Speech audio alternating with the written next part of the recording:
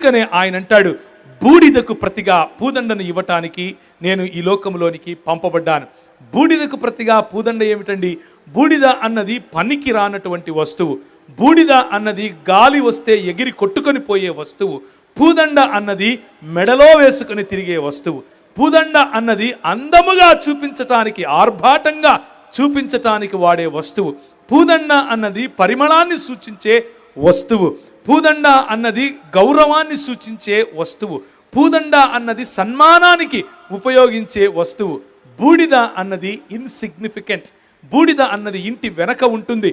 బూడిద అన్నది నిరాకారముగా అందహీనంగా ఉంటుంది. కానీ ప్రభు అంటున్నాడు, నేను ఈ లోకంలోనికి రావలసినటువంటి కారణం ఏమిటి అనంటే, నీ పతన స్థితిలో వ్యక్తిగతంగా మానసికంగా నీవు కృంగిపోయినటువంటి పరిస్థితిలో ఉన్నావు. కృంగిపోయి నిన్ను నీవు ఇన్సిగ్నిఫికెంట్గా చూసుకుంటున్నావు. నా రాకడ నీ జీవితాన్ని నేను పూదండగా మార్చటానికి వచ్చాను. ఇంకా చెప్పాలి అనంటే మార్చటానికే కాదు, ఎక్స్చేంజ్ చేసుకోవటానికి వచ్చాను.